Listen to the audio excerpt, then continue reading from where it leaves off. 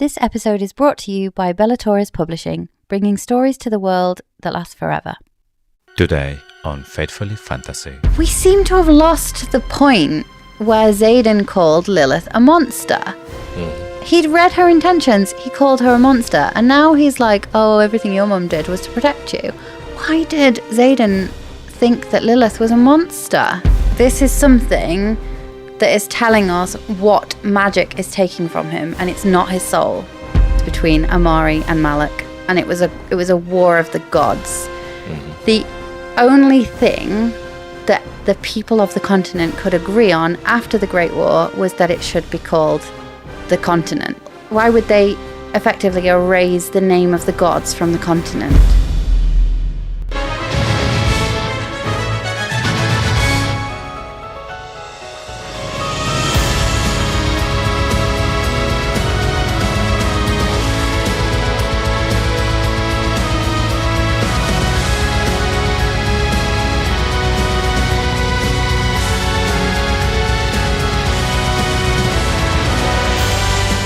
Hello and welcome to Faithfully Fantasy, The husband and wife podcast talking all things Onyx Storm. I'm JC. And I'm Sean. And today we cover chapters 33 through 35.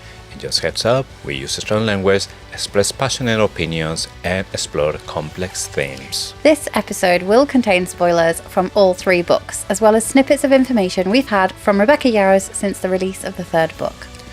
And before we start with the squad brief, quick heads up. You can now subscribe for exclusive content, think early access to episode, bonus episode every month, and totally ad-free listening.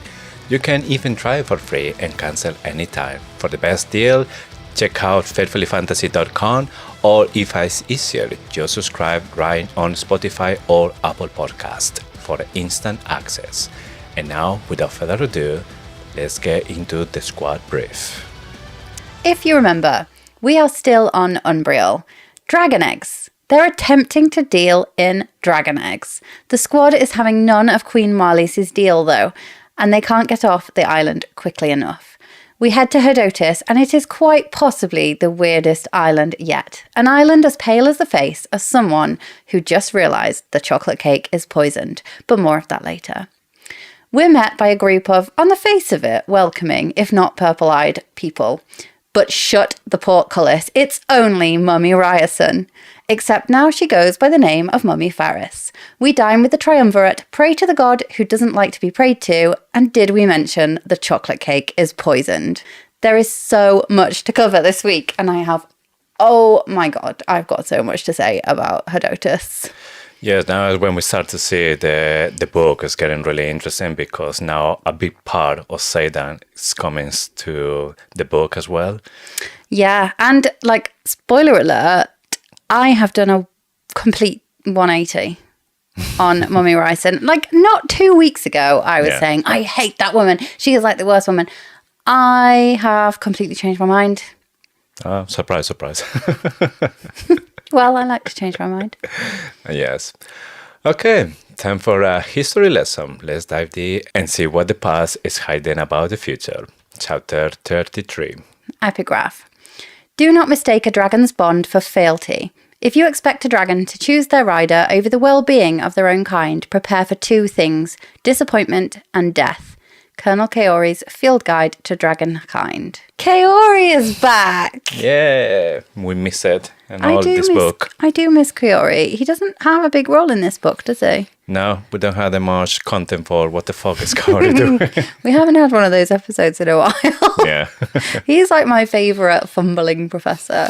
Anyway, can we think of any examples where a dragon has chosen their rider over another dragon? The only dragon I can think that it is something similar to this was Unnbriel's dragon. If you remember when she was about to be executed because she tried to kill Violet on her chamber, the dragon was the one who tried to defend her. So he was step on the front, and then when Tern started to groan, then he just backed out because he knew he can't do anything against Tern. But I was wondering what would happen if I would be a dragon the same size. It would be fighting against other dragon to defend the rider. Maybe, but that's Ten, isn't it? Ten Yeah. does often choose his rider, Yes. but possibly not just choosing his rider, choosing that side of the dragon faction, the one that aren't arseholes, like Amber Mavis is. Yes. But I wonder why Kaori came with this. Maybe you think one day he was talking to the dragon, "Hey, you love me, would you do anything for me?" No. The Dragon Watcher. No, I think Sigale would choose her rider. And I think Ten and Andana would.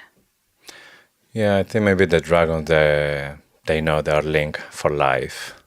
They're just choosing the riders, choosing themselves as well. So everything that goes against the rider health is against the dragon as well at this point. Yeah, I guess I wonder what it says about the end of the book and where Sigale is at that point. Is she still with Xaden? That's the question, isn't it? Anyway, Queen Marlies has just dropped the bombshell, the dragon eggshell, that she wants 12 dragons, 2 of each breed. We're assuming that maybe it's male and female, because otherwise there's no point to have 2 each Can you tell? from the egg. Marlies says she doesn't want dragons, she wants eggs, because their kind has let them get too headstrong. How does she know that they are headstrong? It's a really good question, because first, that is just telling us that they are like really aware of what's going on in the continent. They know everything. But they can't talk to dragons. Yes. So that's one thing. The other one is how were the dragons before? Like 650 years ago, before the wars. I mean, they were more kind. They were more, I don't know, like the griffons maybe. Yeah, and maybe, and I wouldn't say that Irids are any less headstrong. They won't bond. The way they are when they eventually find them. Yes. Irids are equally headstrong, and they haven't been bonded to humans. So Queen Marlies has no hope in hell of changing a dragon, I don't think, because that's evident through the Irids. But it does support the theory, again, that we mentioned last week, that we think at least some dragons, and including Tern, have been on Unnbriel before. And they went during the time that Daddy Sorengale took Violet to be dedicated. We don't know how, we don't know why, but it does seem like Tern was there. Yeah. And I wonder at that point, did Queen Marlies attempt to speak to one, attempt to get close to one like she did with Sigale, and it didn't happen? Yeah. When she asks for 12 eggs, I think it's fair to say, and we learn a little bit later, she doesn't know about the Irids, and she's like, if they exist. I'm doing that, like, South American accent. Not because you're South American, but just because that's what Rebecca Soler does in the audiobook. Yeah. And I listened to the audiobook for these 3 chapters as well. And I really like her accent for Queen Marlies. She's like, but do come back again when... That's brilliant. But do visit again when you feel more desperate. Violet obviously turns down the deal. She's like, we do not deal in dragons. I think she said that 15th of July every year, if you cross the parapet, that you had the right to have a dragon, if the dragon chose you, obviously. So now we had the day for conscription day. Yeah. But do you think they would have conscripts from outside the continent? No idea, to be honest. Because so far it seems they're just from the 6th province of the full continent. Yeah, they wouldn't. I don't think they would take a Poromish citizen, would they? I'm just not sure they would also take a... So I think Violet's making an empty promise there. She might turn up next conscription. Somebody from Deverelli just going, I want to be a rider. Or from Unnbriel as well. They could pretend. They could pretend they're from, like, Deaconshire or one of them. I'm from the bard. With an accent. Yeah, but they could. I don't know why I put accent. I mean, Auric, the prince of Navarre managed to get in. Yeah. I think she'd probably be able to. Right. So anyway, when Violet turns this deal down, Queen Marlies says, hold on to that indignation, at least for now, but do visit again when you feel more desperate. From what I know of them, they're rather dedicated to protecting their own, and perhaps a dozen eggs aren't such a bad price for saving the rest of them. Right. This is not so much a theory, but concrete evidence that it's a dragon that takes the eggs at the end. Yeah. This links back to Kaori's epigraph about how dragons are so dedicated to protecting their kind. Yeah. Queen Marley says the same thing, and she's saying, do visit again. I mainly suspect it's Auric and Molvik, because Auric possibly sees that it is necessary and they need the Umbrish army, and they're like, well, 6 is quite a reasonable price for saving the rest of them. So my number one suspect is Molvik and Auric. My second suspect is Sigel, because we don't know if she's with Xaden. She is at the end of the book there, but we don't know after the wedding whether she's gone. Clearly something is up with Ten. So we suspect that bond is broken, or at least he's too far away from Sigel, and it's painful. The other ones could be Kath. We don't know what's going on with Kath. Kath always seems to have some kind of thing going on, that he's doing his own thing and he's got stinky breath and we don't trust him. And then Ten. It could be Ten because the bond is either weak or cloudy. Could that suggest that he's not actually close to her and Andana's kind of covering for him? The other one could be Leothan. Leothan could have taken them as his own kind of criterion. There were only 6 eggs taken, not 12. So one each. Yeah, so maybe they're only going to get half the army. Or they're not actually going to Unnbriel at all. They're going to the Isle of Irids as their own criterion to work out whether the dragons are ready. Yeah. Anyway, I do feel like this is a sign that a dragon took the eggs. For me, the one that will make more sense will be Auric, because we know by the end of this book, he was basically playing chess. He was moving all the people, like Violet, put in the right place and the right time. So he's really useful. He needs to go somehow in the next book, so he can't be close to Violet. He needs to disappear. So I think maybe Rebecca, she's going to play for a little while in the first chapters, that we're not going to find out straight away who is the Venin, the brother. So maybe it's going to be a few, the one that we think they're still missing. We don't know where they are. But Eric could be the one who's taken half of the deal for maybe half of the army, because he knows that even when now Aracia has proper wars, it's not going to be enough for what is coming. He is the only one who maybe could see that and act somehow for that, and that keeping away everyone, so Violet doesn't have that advantage or have somebody that can see the future. Yeah, but I think while I think Bodhi is the brother that turned Venin, I feel like it could be Auric just the same because of that, because he knew it had to happen and he's like saw. So Auric, and she has to take Auric out somehow. He's just far too useful, and he's not going to die. Can't die. So he's going to have to be somewhere else for a while. And has he gone off with the eggs? I don't know. Has he turned Venin? Don't know. One of the two, though. He's not just going to be like plucky second year, is he? Yeah, true. So after Violet is there, there's not going to be any deal with the Queen or Unnbriel. They go back to the camp where everyone is waiting for them, especially Mira. When she sees Violet, she goes straight away to Violet and she's asking like, that lightning was you? She was like, no, how many times I had to tell you there's no magic here, so I can't do it. Mira is, well, but you can still talk into your dragon, so there must be magic somehow. And she's really concerned about it. Like, did she actually make this lightning appear? And I think maybe this is just because she is aware that maybe there's something between Violet is going to turn into a venom, and only a venom will be able to wield in a place when there's no magic, because it has to suck the magic from somewhere else, like Xaden did and the Varelli. So maybe she was concerned that Violet did something like this and turned into a venom. Yeah, she definitely was, because Grandma Niara, when she went to see her, Grandma Niara told her the reason they stopped the dedication was because Violet's path was uncertain. Mira later says something like, the heart that beats for Violet will turn.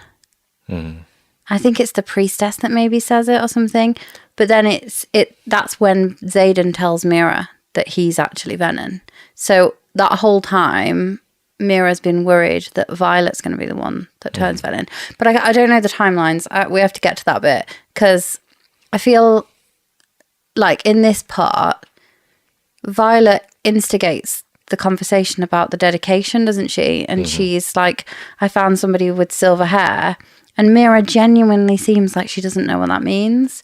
So I'm not sure about the timelines between what Niara told her about her dad taking her to be dedicated and the bit where she admits that she knows something, because this part about, like, when they talk about silver hair, it genuinely feels like Mira has no idea, because they say, we don't have relatives on the island. And she said, I'd never considered it was hereditary. When Violet asked when it started, she said, you've always been like this. So she can understand there was a before or something. Yeah, but then later in the book, she says, no, you were 2 when it happened. So Mira's either lying here, which I don't get the impression she is, or she just hasn't found out that bit yet. So does she go back to see Niara? Or does she, like... I can't remember, but I think everything that you say is when, after Andarna leaves, when Violet is on bed and she's feeling really bad about it. So this is when everyone is talking about it. But I can't remember what is going to happen that makes Mira to know the truth or tell what's going on. Well, we'll get to that bit in our deep dive. Oh, yeah. Yeah.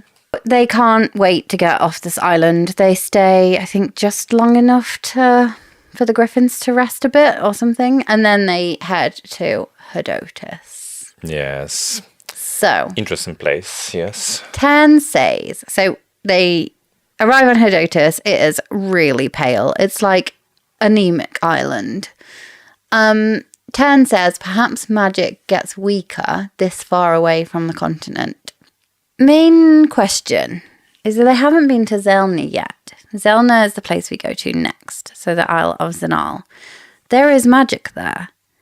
Is Hedotus further away from the continent than Zelna? That feels a reach. So my first thing is, why is the land so pale? And I strongly suspect venom activity on this island. Definitely there's a correlation between the color of the land with magic. So where there's magic, there's color, there's life.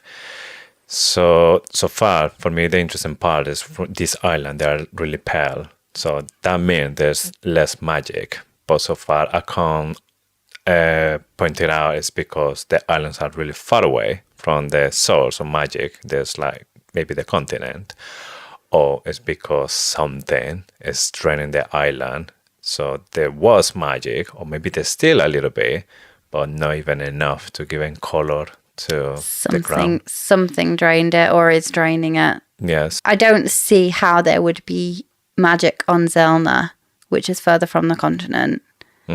Unless it's just like a bit closer and they're going around that way. But why wouldn't they have gone to Zelna first? Doesn't make sense. They go to Zelna next, so it's further away. I mean, let's talk about this island. So the first thing they notice is that everything is uniform and standard. And Violet says they razed the old city to the ground and rebuilt in a uniform, standard way. And there's no port, but I'll come to that bit. So I was doing a bit of research and looking at in the real world, when has this happened? So when has anybody razed a city to the ground and rebuilt it? And there's a few examples, and they're all very specific reasons. So the most boring one, modernization.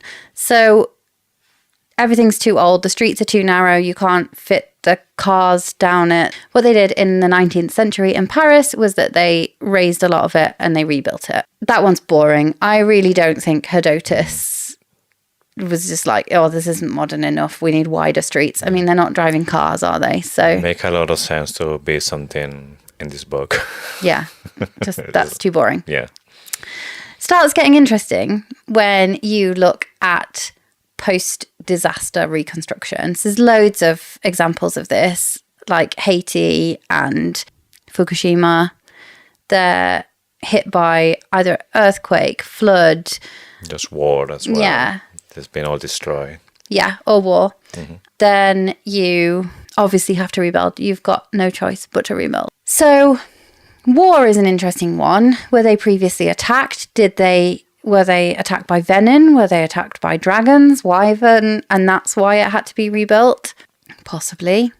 I do think there was a war, but I think that the people that live on Herodotus were the victors. So they came and they took over, whoever they are, these suspicious people with purple eyes. The next one, which is really, really interesting, and it could link to that, is that they're trying to erase the past identity and create like a new symbolic one. So if you look at an example like Pyongyang in North Korea, that is exactly what happened. So rebuilding to remove history. Mm-hmm. Did there used to be magic on the island? Were there different people there? And they effectively raised the city and were like, this is the new order of things and we are in control. The triumvirate is in power and what we say goes. Mm-hmm. Although the triumvirate is elected, so there obviously is some kind of feeling, but that's not necessarily the case, is it? Because you still have major dictatorships that are ultimately they do have an election, but they're not necessarily democratic, and there's a lot of election rigging. So yeah, could be that that's the case. Economic development, again, another unlikely one. Shenzhen in China was turned from a fishing village into like a tech center, like a tech hub. So it could be that. But again, economic development, modernization feels a bit flat for this book, doesn't it? It's not very good. Yeah, it doesn't have any sense to say something like that. My bet is that Herodotus was attacked by some other people and they have taken over the land. Are they even human? Because it's like they have flattened everything down and they're trying to mimic humanity, or but they're getting everything a bit too perfect. Mm-hmm. The purple eyes are super interesting. There's a lot of blue. We find out later that there's like a bit of blue chemical in the food, which is odd considering there's no color in the ground. Mm-hmm. But what do blue and red make? Yeah, purple. So are their eyes naturally red? This all links to the iridology, like the color of the eyes, a massive theme throughout the book. Ferris is kind of interested in Violet's eyes when she arrives. Mm-hmm. And it seems like a thing where there's definitely something going on with their eyes. I am calling venom activity, like red eyes plus blue pigment equals purple. Like it's basic. Yeah, something that caught my attention when he was, one of them, they were talking about Violet's eyes. They were saying it's not green, it's not blue, it's not golden. Golden was like something strange to say about a human eyes, golden eyes, like a dragon. His wife has gold-flecked onyx eyes, which, again, another theory about. No, for me, it was kind of like they have seen people with golden eyes. So that's why it's saying this. And that's kind of like the link that I was trying to get to. Maybe. Oh, so he said they're not golden. They're not blue, they're not green, they're not gold. So it's like it's not none of those three colors independently. Yeah, who has gold eyes other than dragons? Unless there maybe is people from Loyal, they are full dedicated and they have gold eyes. Yeah, definitely think that Xaden's one's from Loisum. So Violet's view of the island actually comes later, where she says, from the air it seems laid out perfectly. It's a collection of exquisitely proportioned neighbourhoods, all with central meeting places for markets and gatherings. It is perfect, Rosalind says. And then Violet says it's actually cruel because they destroyed the people's homes. They destroyed the uniqueness. And that's where you realise there's something really bad going on. Yeah, because it's a strand. For some people, they always so into knowledge. They appreciate so much the knowledge. They are basically erasing the past because the culture, the buildings, all of that is part of knowledge as well. So knowing from where you come from. And they're just deleting all of this. They're erasing all the culture, all the story. Mm-hmm. And who does that sound like? It sounds pure scribes. Scribes, Markham. And Violet does a reference about the robes. That she said they're like uncomfortable. Yeah. Like the scribe robes. The only thing that pale change green. is the color. Yeah. So I was wondering as well, maybe this is just because when Basgayad was built 650 years ago, somebody from Herodotus, there was somebody that was into, knowledge and all that kind of stuff, built the scribe quadrant on base or inspiration from the people. Yeah, from but we wouldn't Herodotus. know because their libraries have all been destroyed. And yeah, so interesting. Yeah. So again, like I know I've got so much to say about this, but they didn't build a port. And there's got to be some reasons why they didn't build a port. So they've rebuilt a whole town. It's a coastal town on an island, and they decided not to build a port. So all the boats that bring things in, like chocolate, more offshore, and they have little dinghies that come out. That's got to be controlled, right? So the Triumvirate want to control what's coming in, what's going out. So they are definitely hiding something. This feels like a North Korea type. So you ban information because you don't want people learning what's on the outside. It just feels like a very closed off, deliberately strategic kind of political regime, doesn't it? Yeah, it's pretty much another scribe quadrant, but it's the full island that is working on this way when they're controlling all the information that's going to the island. Yeah. So paranoia could be past trauma. It could be that they attacked from the sea because they came over the sea. So they want to protect themselves from somebody else doing the same thing. No port means no surprises. The dinghies, the ships obviously can't get close to the shore. So we have heard about pirates before, but that was mostly in the Emerald Sea, so up at the top, up in the north. But that doesn't mean to say there's no pirates in the south. We do know they exist in the book. So later we find out that they're actually scared of the sea. So she says, why didn't you build a port? And they're like, well, we don't know what's lurking beneath its depths. And again, this comes back to my theory that there's magic in the water as well. Yeah, when I was reading that part, it feels that maybe they're talking about danger coming from the sea as well. So I was thinking it could be pirates, or could be maybe a sea monster or sea creatures that come from the sea. Yeah, so we have dragons that are the one who is taking the sky. So it will be logic as well that maybe we have another magical creatures they're taking the oceans. Yeah, some kind of kraken. Yes, I remember the one of our followers said there was a mention of kraken and I couldn't find it. I don't know if it's the specific word kraken or something that's like reference to a sea maybe monster. it was this part that they were thinking of, because there is definitely a reference to like something lurking beneath its depths. And that is what I thought of.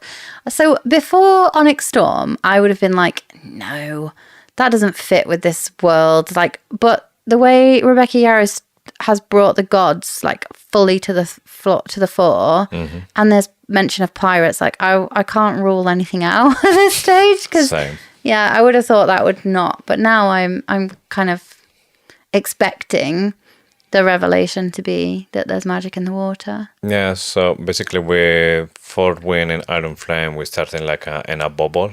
So everything was in a water, and it was just dragons and griffons. There was nothing else. Now going further with Onyx Storm, it's just now you can expect everything from anywhere. Yeah. So Drake and Mira are arguing about a flight maneuver, and it's clearly a bit of banter, isn't it? Mira doesn't seem to be having any of it, but Drake is really pushing it.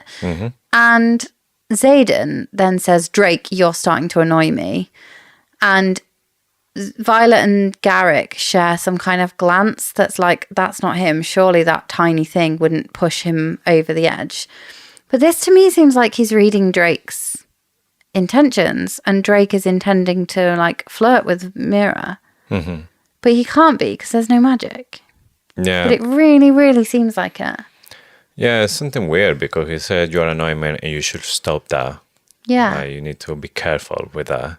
And then that's how everything finished there, how dies.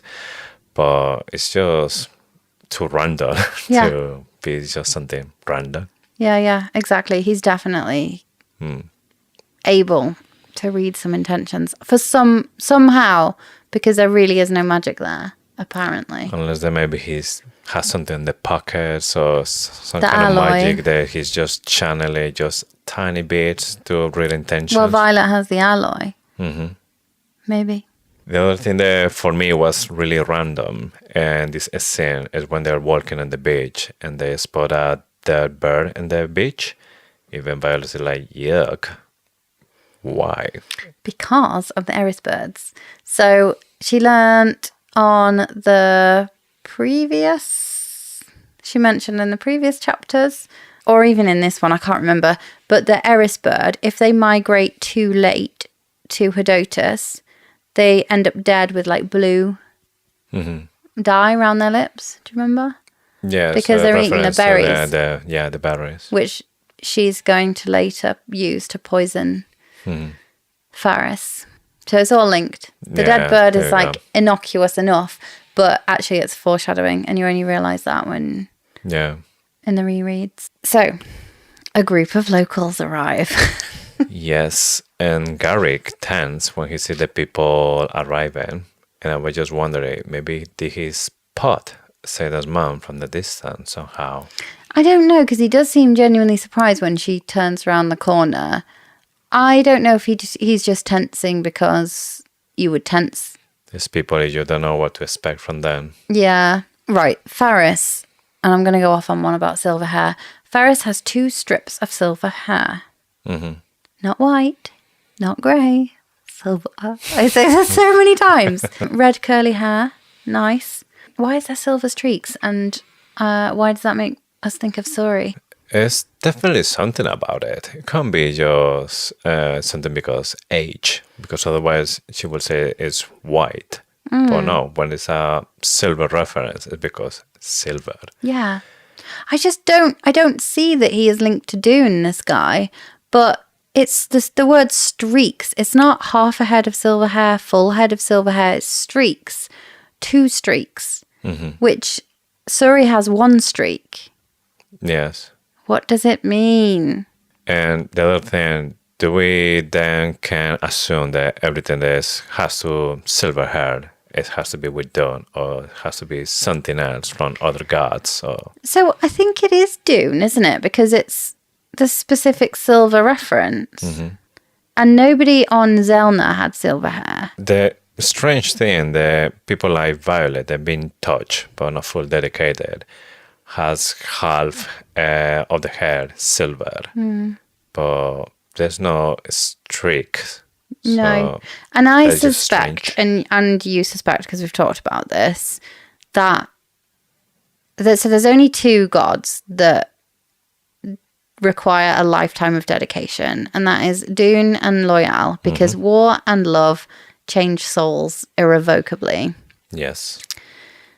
And we suspect that the gold flecks in the Onyx eyes are something to do with Loyal. Yes. Not just random silver hair, because otherwise that would mean Faris and Suri, who are both absolute wankers. Sorry, but I don't like her at all. That would link them somehow to Loyal, and I don't buy it. Unless there's something else that made people's hair silver. Because remember that before Onyx Storm, I used to think that silver was reference to venom. And when Sori saw Violet's half hair because she got like scared when she saw the hair. So I thought it has to be like a venom link, or how much venom power you have, something like this.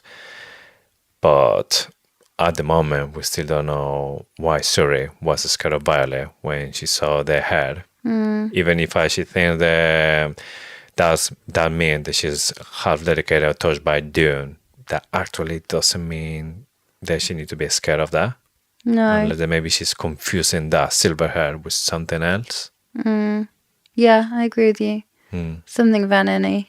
Yeah. So we've already talked about the eyes and my suspicion that red plus blue equals purple. He also has a sparkling gem. Like a ruby, it's red. It's mentioned that it's red. And red gems have come up so often in this book. So we have Moraine, the Duchess of Moraine, has them, and we know that she's up to no good. Theophany, she has a ruby halter sword. Yeah, Theophany. We know that she's up to no good. We had a book that the squad were reading that was like called Red Regalia, which that will be that. It's linked to venom, isn't it? And the weirdest thing is that Kat receives the ruby necklace from Zanal, which is another one. Like, so they come up everywhere, but this one's quite under the radar. He has a red gem. It's not described as a ruby, it's just a gem. So the other alternative is that it's one of these kind of gemstones from Poromil, which is capable of amplifying minor magics. So suspect again that Faris somehow has some access to a type of magic. Possibly the Triumvirate are hoarding it. They've got green gems, haven't they? In the meal, which they turn over. So there's obviously some kind of gems here. And yeah, I suspect that they're possibly traded from other islands, and that's how they've got so much control. Or traded from Poromil, sorry. Possibly Takaris. And then, drum roll please. I did not think we would get Daddy Sorengel's research, Irids, and Xaden's mum in this book. And we're like, we got so many more questions than answers, but we didn't. We got so many answers. Whereas Xaden's mum was a massive topic for us all the way through Fourth Wing and Iron Flame. I remember there was like a time that we thought she could be like a queen or something, that she has to leave because of that. But not definitely Hedotis. I thought it would be more like a war. Or... She is not from Hedotis. 100% she's not from Hedotis. A lot to say about how good Rebecca Yarros is writing, because in this part when Talia sees Xaden and she says, Xaden, is that you? And then Xaden, what he does is he's holding Violet from the back, and Violet says that he feels that he's like trying to hide behind her. So it's like he's like 10 years again. So he sees the mother, and maybe he like feels like a little boy again, and he says, Mom? Yeah. So it's like, you know, there's like a syndrome or something when you behave one way with somebody, and then you stop seeing that person for years, and then when you come back see that person, you kind of come back to that like habits. Yeah. So here is feel like the same. They say that maybe feel like a little boy again, like 10 years old with a man in front. Yeah. Yeah. Memoirs of Luzbel. She loved him. She lost him. And he came back. But wasn't completely him. She feared him. She fought him. But she fell for him. Memoirs of Luzbel.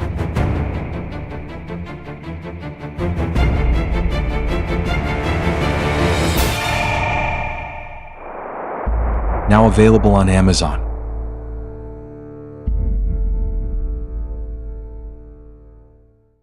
Okay, chapter 34. The epigraph. It has been the experience of my lifetime to spend these months with others who value knowledge just as reverently as I do. But though their intelligence and their wisdom inspire me, their artifice terrifies me. Hedotus, Isle of Hadian, by Captain Asher Soaringale. Captain Soaringale. Yeah. He's had a promotion. Yeah. And a marriage.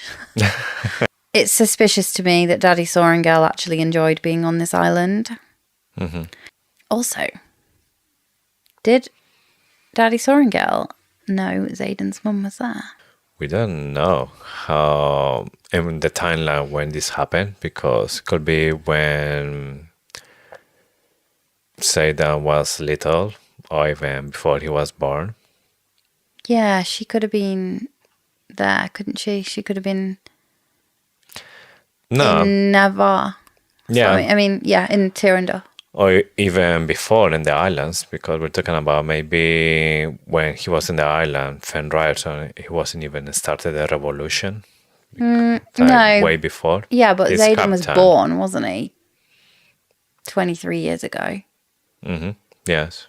So it wasn't just around the revolution time. She could have been there in Tirandor, or she could have been where she was originally from. Yeah. So it surprises me that he enjoyed being there, because Andana didn't like it as soon as she got there, and Violet didn't like it as soon as she got there. It would be weird that he would like it. We don't know that he actually spent time with the Triumvirate. We know that he was obviously tested, but he could have just stayed in the village, in the city, couldn't he? Although Ferris did know him. Because, yes, he was famous. Yeah. Basically, this is on the surface, they appear to be brilliant scholars, but yeah, so their trickery and their kind of cunning is what terrifies Asher. So it just gives me Markham vibes again and Scribe vibes. Yeah, as what I said before, all of this, it was the inspiration to build the Scribe Quadrant, because it's pretty much the same. Yeah. Right, okay. Let's talk about Xaden's mum. Xaden's mum. Xaden's mum has the same eyes.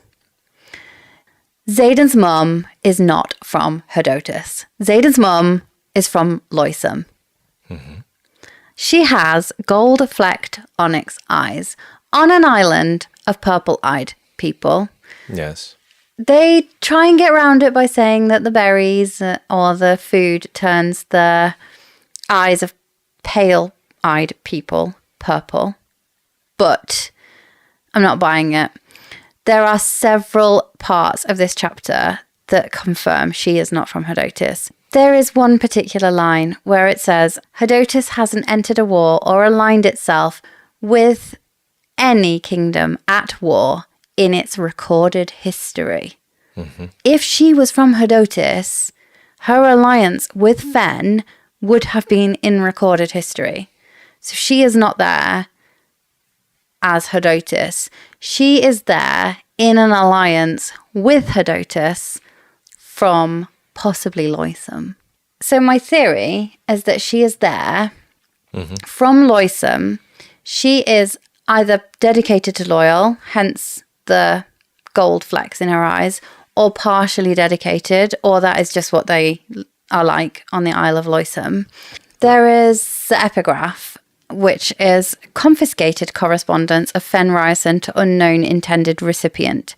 The most useless word in the language of aristocracy has always been and will forever be love. Marriage is a necessary evil to secure the line, nothing more. Save love for your children. So Fen really loved Xaden. So Ferris is giving them these children to love, and that is her role. And I genuinely think that there has to be... I think she loves Xaden. I think she had to go because she is serving this higher purpose, not because she was scared that they were going to kill her, but she can't admit it. And that is what she says, that she was scared they were going to kill her. And it's heartbreaking and it's terrible, but I think she was used as a scapegoat, as a lot of mothers are. Yeah, well, what she says is that for her was no point to say that because she will die.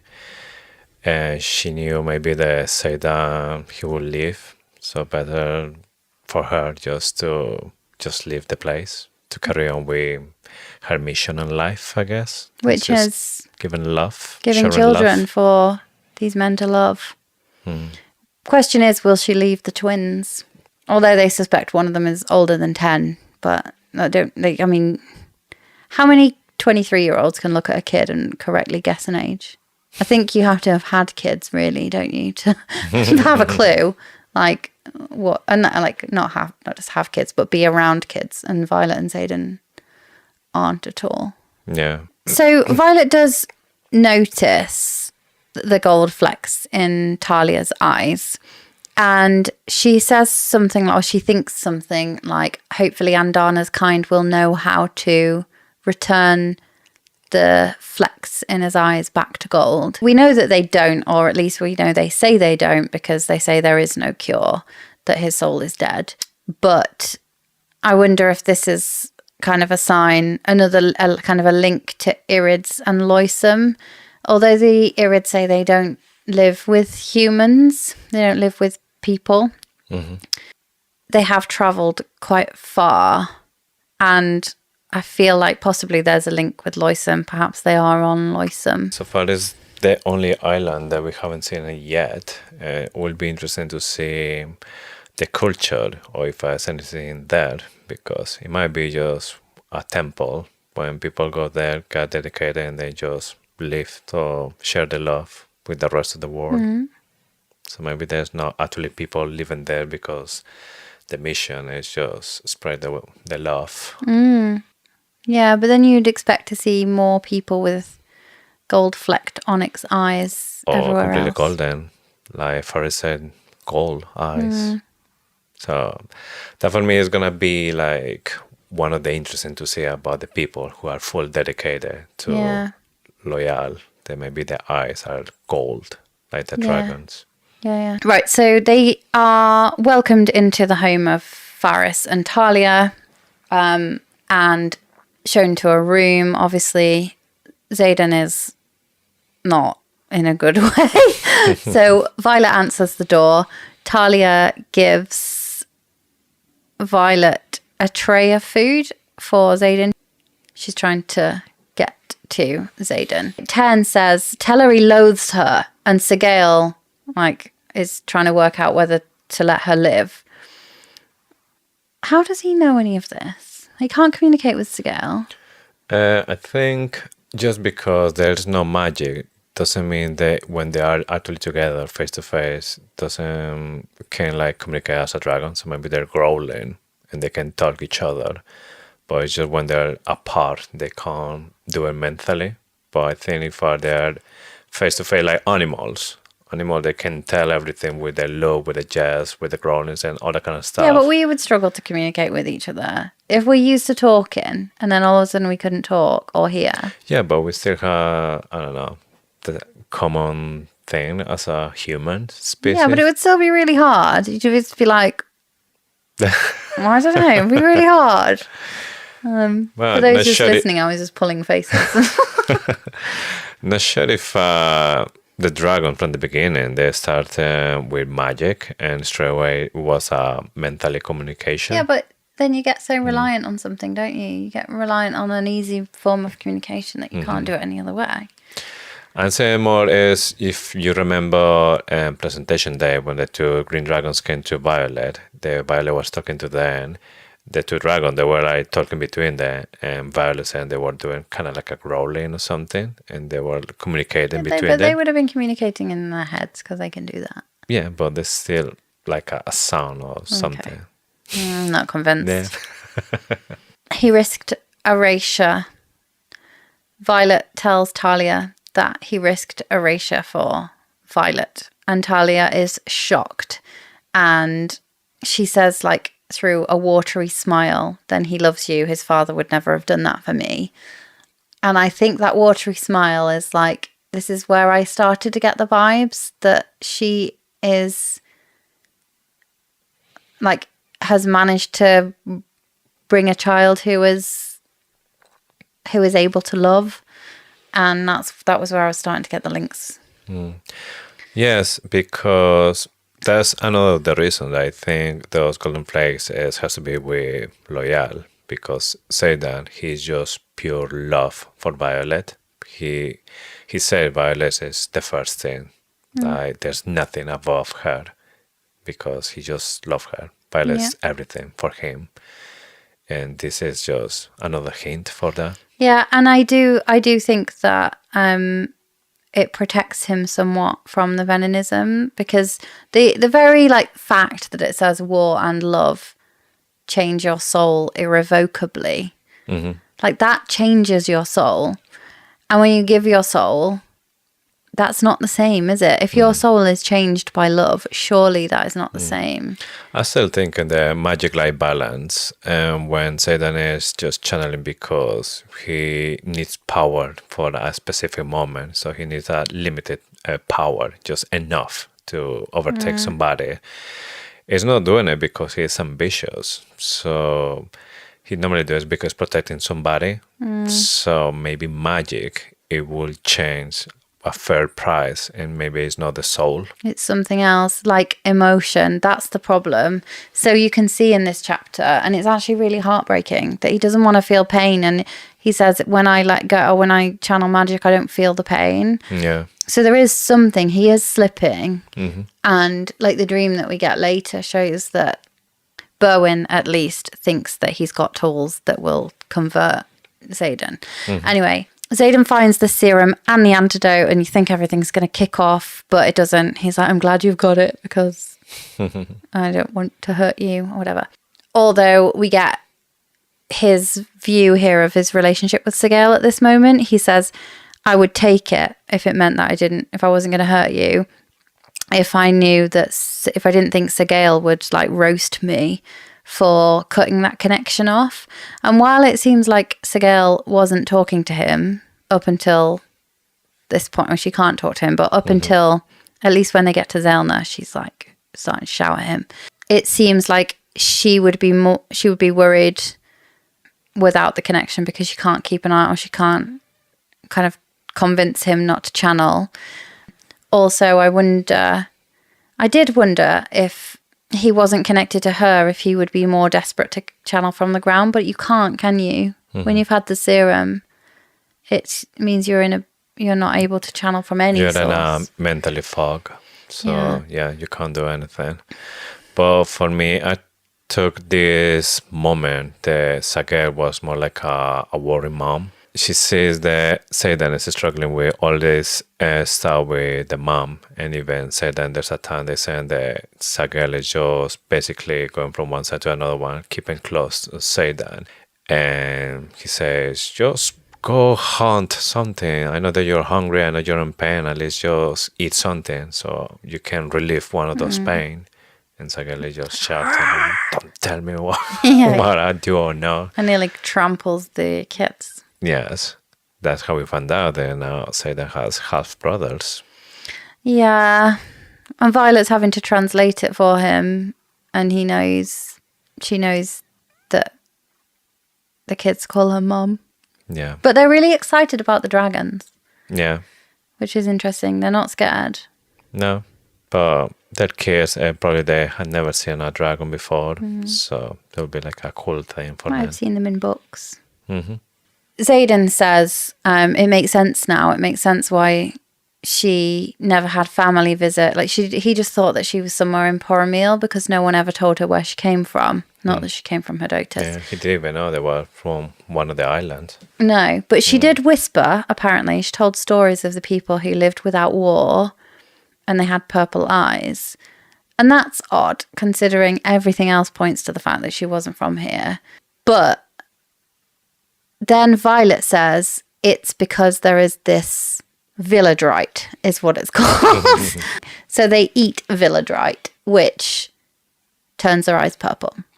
And again, yeah, it's really suspicious. Yeah. The villadrite in the plants. This means that the island isn't naturally pale. If there's a pigment strong enough in everything they eat that is strong enough to turn people's eyes purple, that shows me that either, well, it can't be it must be controlled by the triumvirate. It must be some kind of, you know how you like put chemicals in the water to clean it. Well, I suspect that the triumvirate are putting this chemical in the food, either like fertilizer, spray, whatever, and that is to control the people, and the purple eyes are the ones that are being controlled. Yeah. Or controlling. I don't think this is something natural from this island. I think this has just been something that's been used for the island. But It must be. yeah, so far we don't see what are the benefits of eating this apart of just change the color of your eyes. So if that is just maybe like a mark to know that you're from that island, or if it's something else that affecting your brain or something else in your body. Okay, first I want to talk about the figs.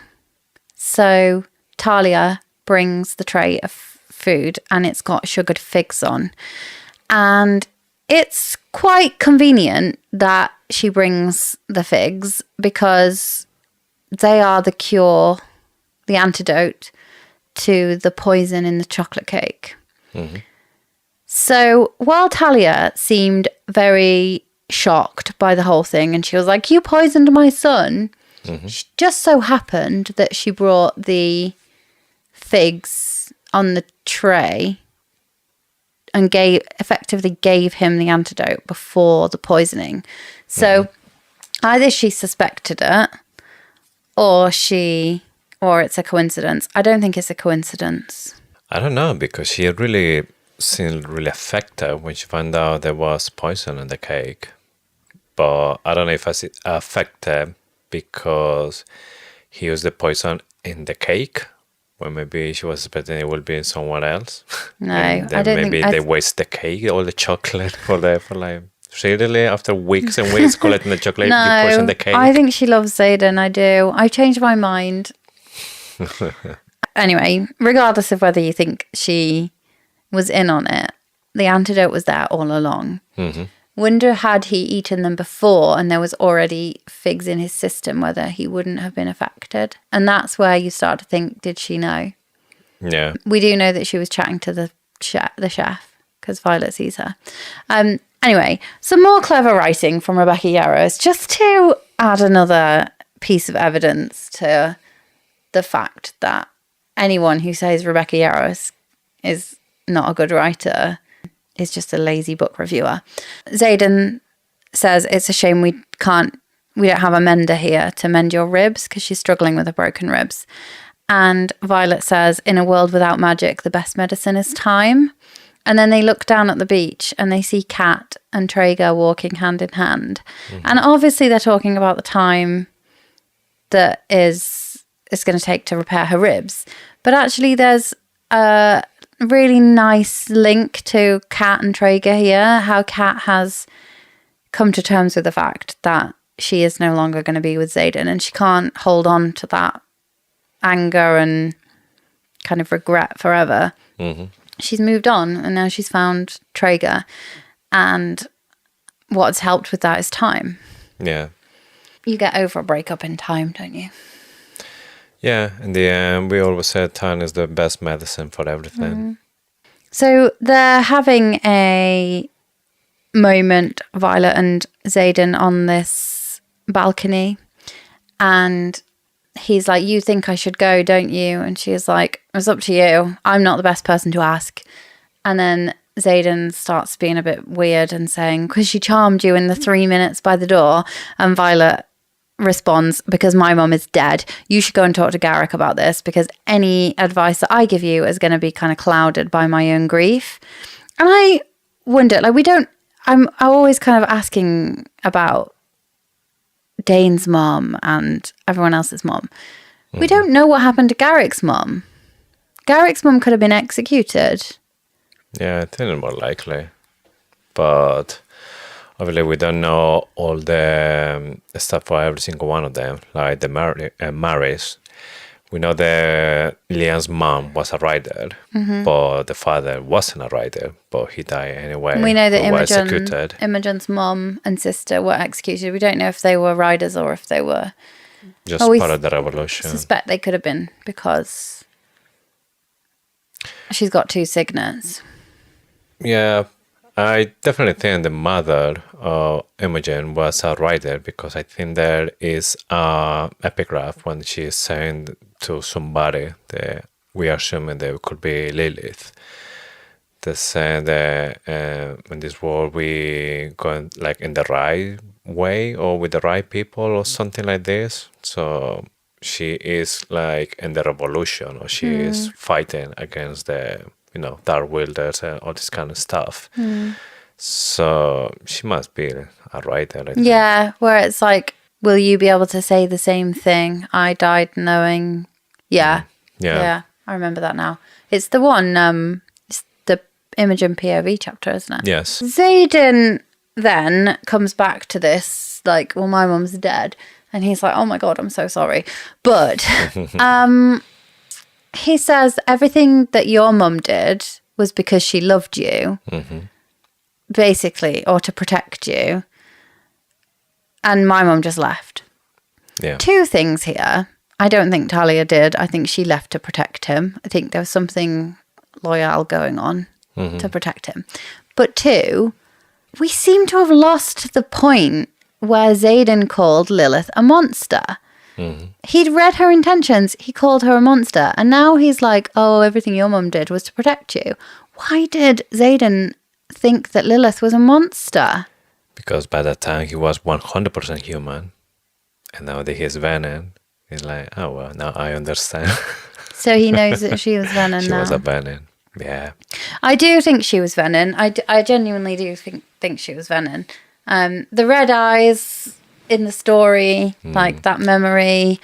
Yeah, there's something about the black circles under their eyes as well, because if you notice, the people who saying this is people that are related to Venom or being in contact with Venom. So it was Lilith and Xaden as well. Yeah. So I still don't know exactly what it is. So specifically, Xaden has bags under his eyes after the dreams with Berwyn. And that suggests that possibly Lilith was struggling with being contacted by dreams as well. There's obviously a big reason why she didn't go to Erasure. We were kind of questioning, like, if she was really wanting to protect her children, why did she stay behind the wards at Navarre, and why didn't she go to Erasure? She found out all 3 of her children were there. Could she not have protected them better there than she could from Navarre? And possibly she was too scared to leave the wards because she thought she would channel. And she is like known for this level of control. And there's the epigraph, isn't there, from Nolan to Lilith that says there is no cure, only control. Yes. The question, though, is how did she die? If she's Venom, how did she die? And she would have had to have either found a cure or transferring your power being siphoned through you is possibly another way of killing Venom. Obviously, we need to wait and see why can cause the death from Venom, because today talking with some people on Discord as well, we're talking about reduct power that he's able to maybe freeze people from inside. So I was wondering if he does that to a venom, who will be able to kill it. Because if you freeze it, like completely freeze the venom, and then you just punch it on something, it will go in pieces. Doesn't mean that the venom will die, or it will just light fire. It won't be affected. Do you think if you punched a big block of ice, like the shape of a human, you would smash it up? Do you really? I mean, I'll need throw it on the floor or something. You'd just be like, my hand! Like, Oh, come on. shaking This it. is magic for wind, so physics is not Maybe smash it with an 100%. axe or a sledgehammer. The dragon is just pass Yeah, with a dragon. brush. Sorry, a dragon. Yes, not like No, they're right there. They're kicking and then, you think you're one Right. punch man. yeah. Xaden really does seem to be slipping here, and it's really, really sad. So he says, like, points at his eyes, and he's like, "Don't think like I'm saying this because of anything to do with this." And he's pointing at his amber flecked onyx eyes. He says he's aware the moments where he lacks emotion. He sees Violet and Garrick having these like little glances, and they're concerned about it. He says he's already feeling it. It's like sliding over ice. He says, while a shrinking part of me screams that I'm supposed to be swimming in those pieces I've bartered away, and those feelings are right beneath the surface, but fuck is skating faster and a hell of a lot less messy. So he says it's messy and painful and infuriating, and if I could choose to give this portion of myself away, so help me Malak, I would. I get it now. It's not just the power that's addicting. It's the freedom to not feel this. Wasn't that so sad? Well, you need to be in Xaden's feet. So when he was 10, the mother, they Don't. make I'm a cake, already sad. and she left. He never knew what happened to her. So maybe he was thinking something horrible happened to her, that she has to do this. Then he found out that she's fine. She was having a happy life in this island when she's more married with other 2 kids. And the kids are basically the same age that she's been absent, which is mean that straight away when she left, she started a new life. And probably a year after that, she was already having a baby. So for Xaden, all the stuff that he has to go through by himself, like see his dad dying in front of him, be the responsible, all these 107 Mark ones, be the leader of the revolution, all by himself because he didn't have a man, he didn't have a father. And then he found out that the mother could be there for him, but she just didn't want to. So Well, that's what he heartbreaking. thinks. Yeah, it is heartbreaking. He doesn't want to feel it, but it's just sad that he's like wanting to turn to get away from the pain, not to get the power. Yes, something that you can see from Xaden is that he is just like holding all these feelings. He wants to trying to be like he had no feelings at all. But then comes to the point that he just explodes because he can't take it anymore. Yeah. And now here is when he just, because we're in front of Violet, he feels safe. So he just let everything go. The bits where he's saying the pieces he's bartered away, what is that? Because that's the bit that he's traded for magic, for the stolen magic. It's not his soul. He should be swimming in the pieces that he's bartered away. Right now, all the personal life, all the issues that he has here with the mother, the family, with Violet as well, and the last weeks, it's just been like too much for him. That side, the human side, is just too messy, and then it's pushing Yeah, into like the venom side when there's no feelings. It's what he says, less messy.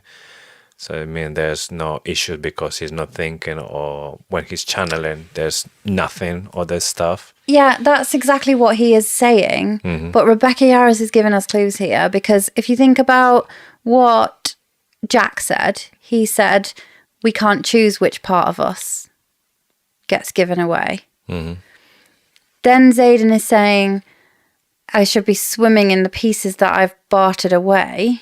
So this is the same thing that Jack was saying, that this is something that is telling us what magic is taking from him, and it's not his soul. But what is it? Memory, feelings. It's not the feelings, because he wants to give that away. He was saying, if I could give this part away instead, is he... And part of the epigraph that's like later on, it says, "You're kinder than you know." Is magic taking the like coolness and the iciness? He's calling her love now. He's not calling her violence. Is magic taking something, because he's doing it for a good reason? Is magic taking the bad bits? You know, the good, the bad, and the unforgivable? Not maybe the bad bits, but maybe the part when he's a warrior, when he's somebody that's cold and calculated and with no mercy. Yeah. So that's maybe Satan's identity, and if he starts losing that, then who is Xaden? If I'm gonna be just like a rainbow, just no, he's still gonna slip further down, isn't he? And it's so confusing, this bit. But I just feel like there's something in that text that links back to the fact that magic chooses what it takes, and it's not necessarily his soul. And Violet says, "Give it to me, I will take it. Give it to me, I will look after it, and I will feel it." And that is what he says. He said at another point, she already has his soul. And then at the end of the book, when they got married, it says, "It's yours now." Like, there's lots of things where she's like protecting his soul. She wants to take the pain. Is she like, I don't know. There's something here. Just can't. I don't think we'll be able to figure it out, but this links directly back to the bit that Jack says around that they don't get to choose. Yes, something that we can be agree is say there's not losing his soul because being a venom. So why he's losing, we won't know until next book. No, he's definitely losing something. We can be agreeing that there's losing something, but it's not the soul. But is it gonna be seen as bad or? Yeah. The chapter ends with Violet essentially having a plan, and it's all because of Venom. That's a Freudian slip. Brennan does sound like Venom. There's a hint as well. Yeah. It's all because of Brennan. So Brennan has packed the Aaron mint in Brennan has like a medical kit or. Yeah, Brennan has packed the Aaron mint in the medical kit that he sent with Xaden. So she's going to take that down to Talia, and she's essentially just going to poison everyone. She has a plan. Anyway. Yeah, I think the plan comes when she sees that they're taking the children away. So Violet starts to think, okay, they're taking the children away. That is not good. That's something that's going to happen here. So she says Andana to watch out for the kids while she comes with this plan. Chapter 35. Chapter 35. Epigraph. The god of wisdom is the trickiest to placate. Xaden seems to only answer those who do not pray to him. Major Rorley's Guide to Appeasing the Gods, 2nd edition. Is this foreshadowing that he will be with Violet, who never prays to him? So Violet works really hard for her knowledge. She does not pray for it. She literally says that, like, I don't pray for him because I feel like wisdom is something you're supposed to earn. It just seems a bit odd. So they definitely pray to Xaden, because before the meal, the triumvirate are like, we pray to Xaden, thank him for the wisdom he sees fit to give us. That could be like, well, they're not that wise because Xaden doesn't actually give them the wisdom. And that makes sense. Or it could be another form of kind of control of the island. Well, they encourage everyone to pray to Xaden, and then they get dumber and dumber and dumber. And then they keep voting for the same people, and they keep, I don't know if there's something there. Where it's like, could be another form of control. I found that a little bit strange because this obviously is saying that the people who pray to Xaden, they are the ones who Xaden is not going to help them at all. But then when in the dinner they start to pray for Xaden, I thought maybe they won't do that because they want that everyone else are praying for him. But obviously they're doing it as well. So this epigraph, I was thinking it maybe from somebody from outside. They're just watching the people who are empowered. They are just praying for knowledge, and they are the ones who actually they don't have it. because they didn't know anything about dragons. They are like really limited about a lot of stuff there. For us, it's basic as well. That's a really good point. So Major Roralee and her guide to appeasing the gods, she possibly just observed the people that were praying to Xaden and thought, well, he's obviously not answering those. Like, Yeah. they value knowledge, but they're not really that clever. Yeah. Yeah, that's a really good point. This part of the book reminds me of Quicksilver. And I'm not going to do any spoilers because I know that a lot of people who are listening have not read it yet. This is my plea, though, to go and read Quicksilver if you haven't yet. It took me a little while to get through the first few chapters, but once I got through them, I absolutely fell in love with the story. Can't wait to deep dive it next in the summer. I'm not going to give any more away. I'd love to be able to, because there's a real link here between Onyx Storm and Quicksilver. And maybe we'll come back to it when we deep dive the Quicksilver one. But just to plea, go and read it so that you can join us for the deep dive of Quicksilver that will start in the summer. Yes, it's kind of this paradox that when you want maybe a god to help you about a specific thing, you need to make sure that that god is not going to know that you need help or something like this. So I don't think that's a spoiler. No, that's fine. We're safe. Right, let's go for dinner with the family. So we meet the triumvirate. We've got Nayari, Roslyn, and Faris, the three rulers of Hedotus. Nayari thanks Xaden for the meal, for the peace in our land, for the wisdom he sees fit to gift, and the satisfaction of thriving relationships.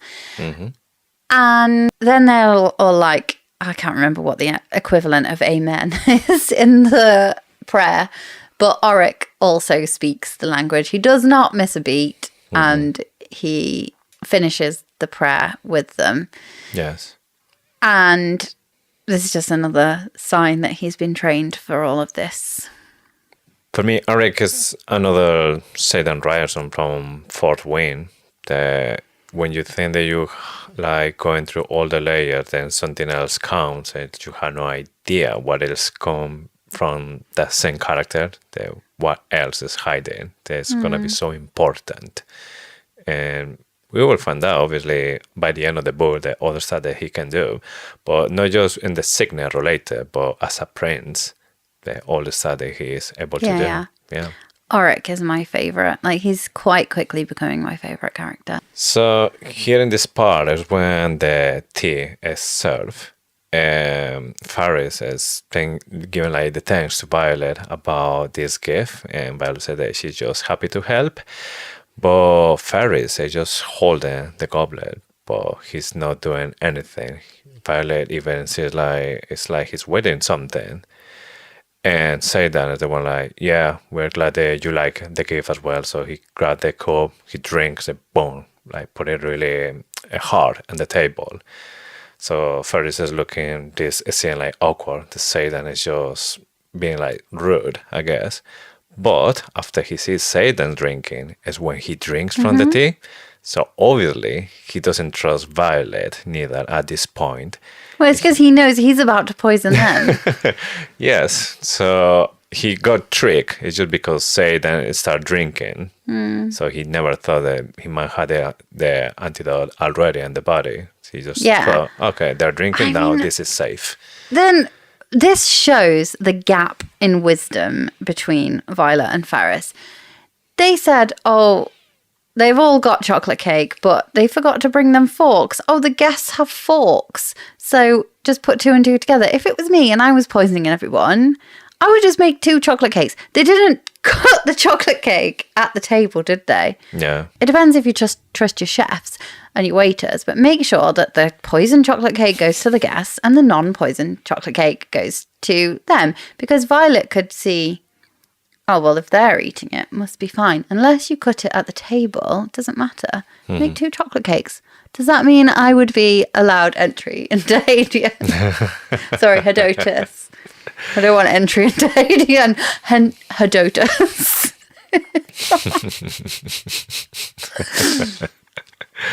I guess They had to put it in some point, kind of like obvious for Violet to find out, because obviously if you want to do it in a way they're not going to find out, then they won't find out and they will die. So Rebecca Yarros had to put like something like... Yeah, but it was so obvious. It was so obvious. Yeah. I would say something like you said, yes, they put maybe the cake or something, and maybe they're just playing with the cake, nobody's eating, and then Violet like, why they're not eating? They're waiting for us to eat first. That is strange. Yeah. But yeah, that was a little bit weird when she said that, okay, they don't have force, and we're the guests, we have. Just obviously something weird with the cake. And one of them said, I'm not hungry for cake. Okay. Yes, but... Yeah, you're right. I didn't spot that he waited for Xaden. God. He waited for Xaden. Faris asks, when you die, do your dragons? So again, he suspects that they're going to actually die, I think. I wonder if he's... why doesn't he know this? In an island that's so like wise and got loads of information that's so great, why does he not know that? Is my first question. And two, what does he think is going to happen? Does he think they're going to die and then the dragons will be like... They won't find out. Yeah, or is he worried they're going to be angry and roast them? Yes, that's another strange part as well, because obviously he's just thinking, okay, if I'm going to kill these guys, are the dragons going to be a problem as well? And that's what he's asking. But he's still going with the plan. He given the poison chocolate for Dan. So what is the next part of the plan? They die, let's go to say. Now we have a few dragons really pissed off outside. What he's going to do is just offering cake as well. That's like the part of the wisdom. Kills the birds. Might kill the dragons as well. Yeah, we have some leftovers here, guys. You want some cake? And Dana probably will eat. Yeah, you could eat Faris. Talking about Auric. So one of the triumvirate is interested in Auric, and it's basically he is saying, Auric ultimately tells her, my brother will be king, though a horrible one. Heirs and alliances aren't my concern. I will fight in this war, most likely die, and do so knowing that I protected others. Has he seen this happen? I know there's a lot of people who are concerned about this specific line where he said Holden would be a horrible king and he will die. But to be honest, I don't think you need a signal like Auric to know that Holden will be a really horrible king, because he already... I'm more worried about him dying. Yes, so you don't need to see the future to find out that, Holden won't be a good king. But when he said that he more likely die, I think it's just because he is so into, he will do anything to save Navarre, to save his kingdom, that he will die gladly for that, doing that. Yeah. My one piece of hope in this whole paragraph is that there's no magic here, so we know he's not channeling at this moment in time. No, but that doesn't mean that he didn't see them before. Yeah, don't ruin it. I don't think he'll die. I think he'll become Melgren. I don't think he'll become king. I think Holden will become king. Holden might have some kind of redemption. I don't know. Maybe Xaden, he will go for the other twin that he have forgotten.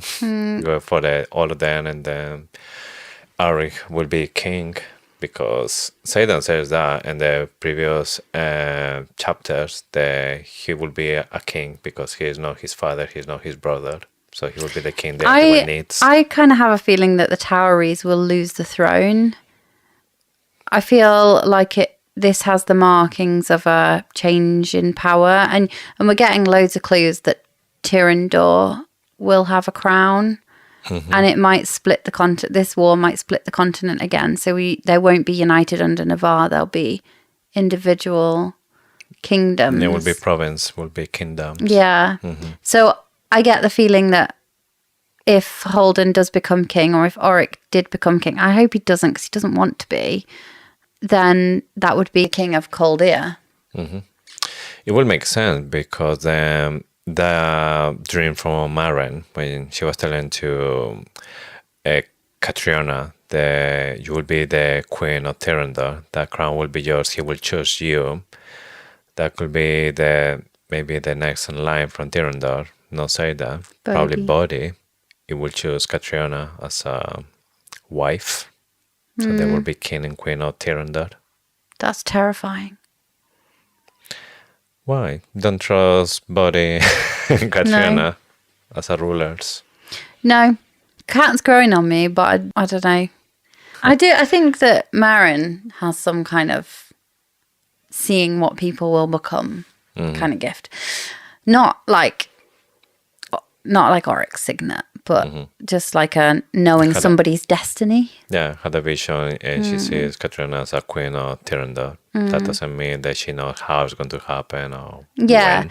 But I think that's why she was so kind to Violet all the way through Iron Flame, because she knew Violet's destiny.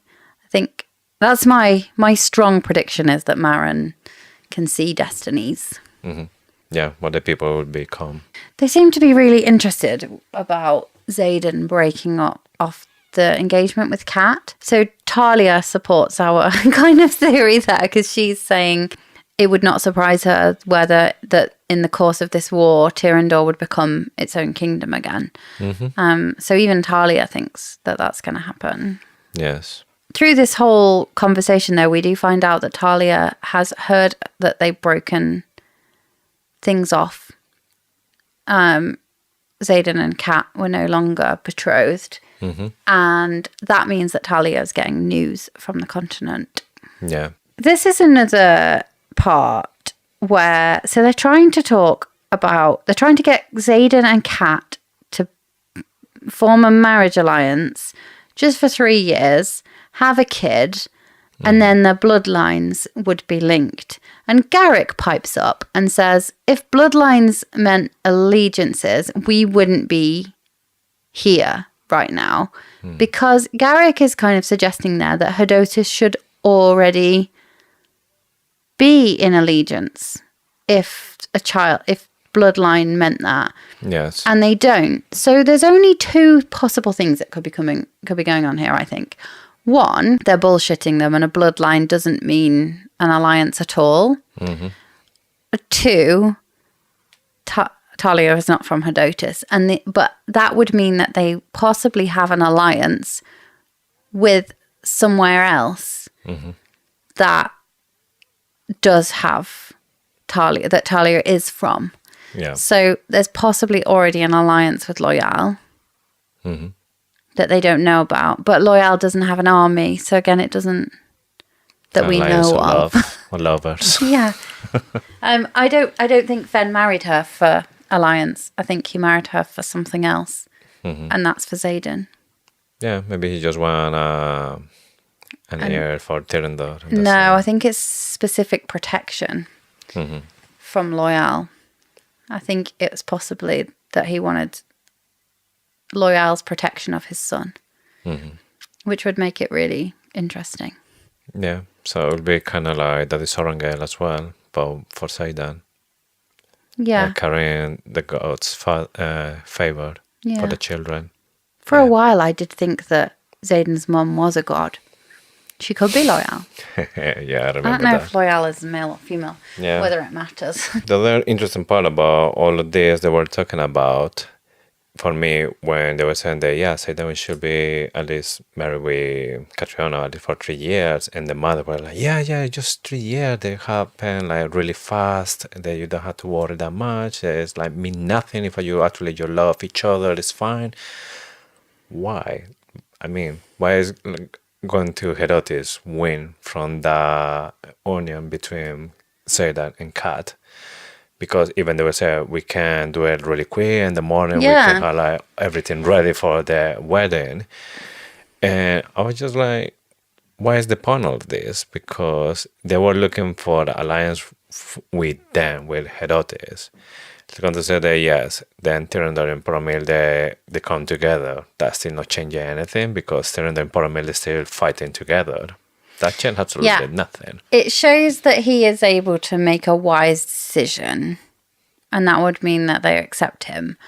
But could this be a link to Takaris and the gem, and possibly that Takaris already has some kind of a deal or allegiance with Herodotus, and actually he's trying to get it back that way, get his deal back that way.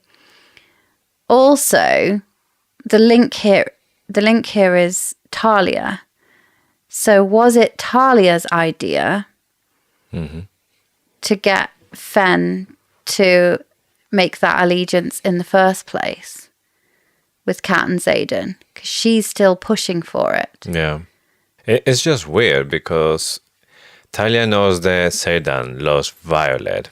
By this point, he knows that Xaden will do anything for her.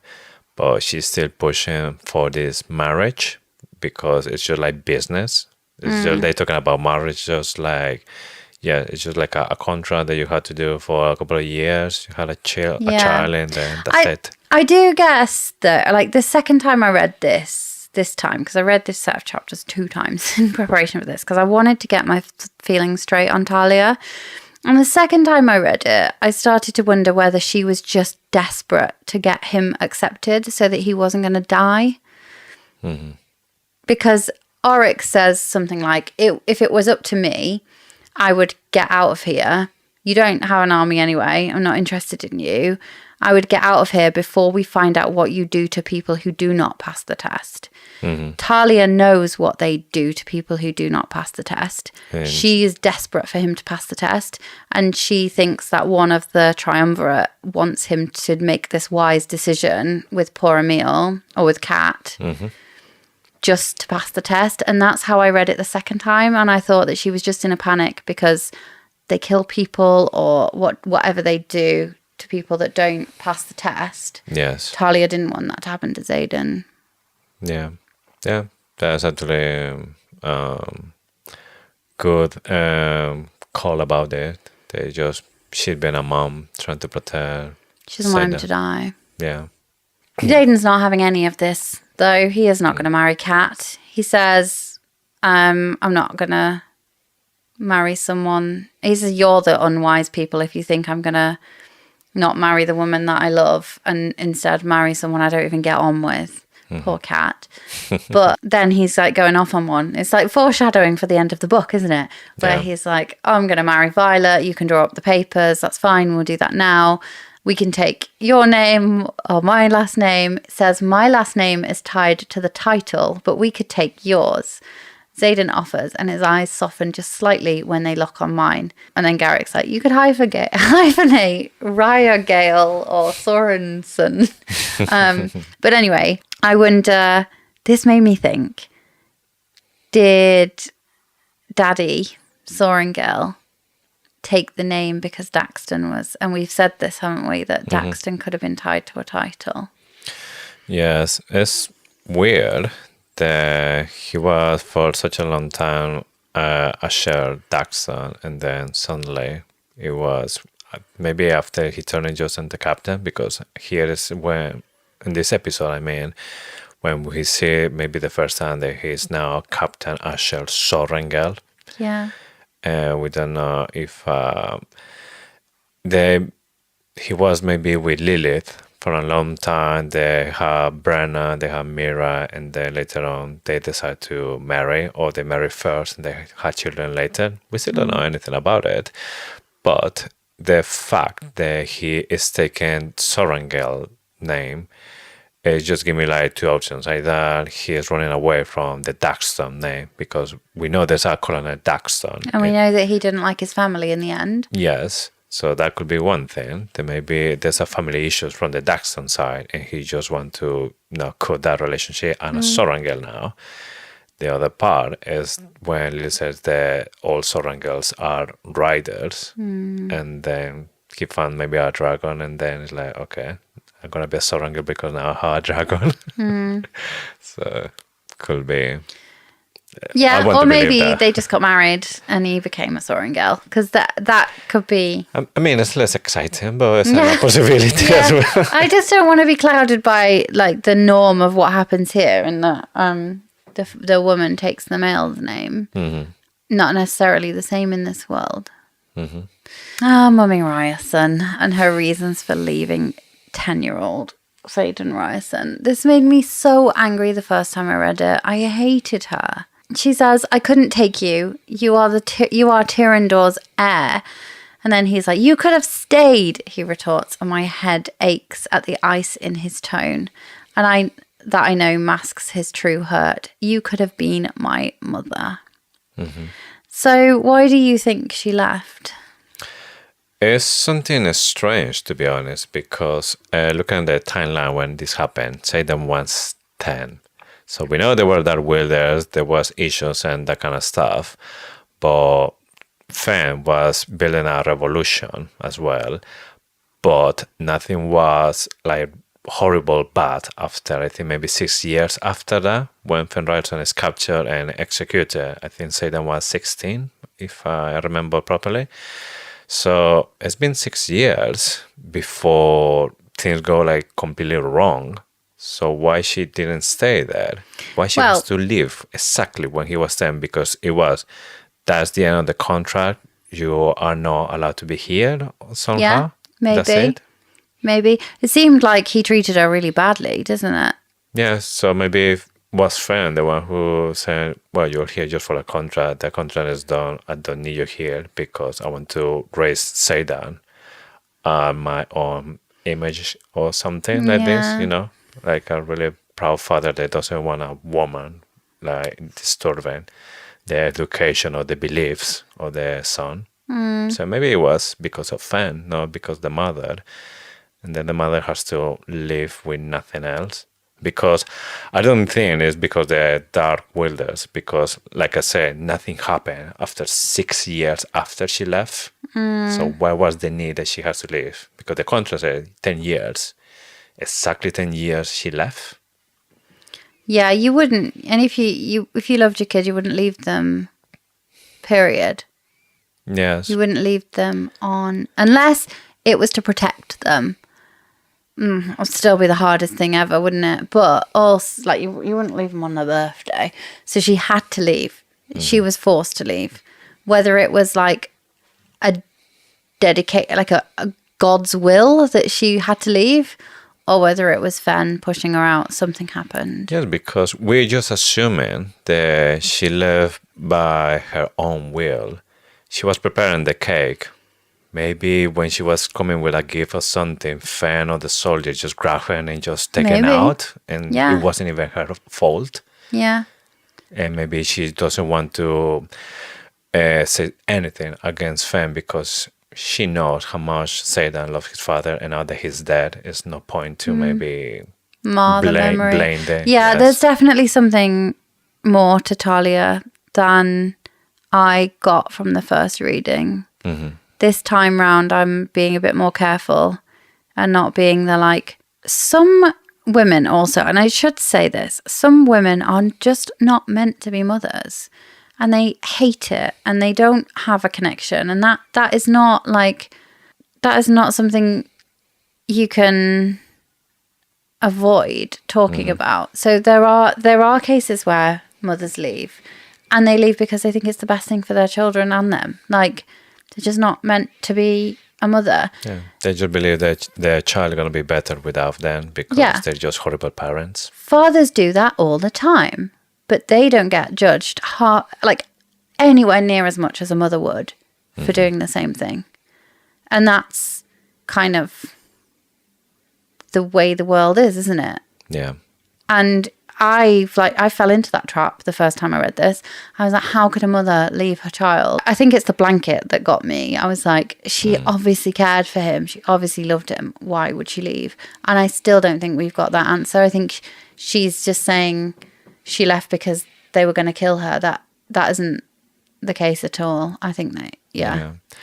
Something that for me was clear from Fall Wind, even before I found out that Vanny was a real thing, was that Fenrirson loved Xaden, and he knew all of that because I knew in the way that Xaden was talking about his father and all that kind of stuff, like the good memories. So for me, we're like, yeah, he loved his child.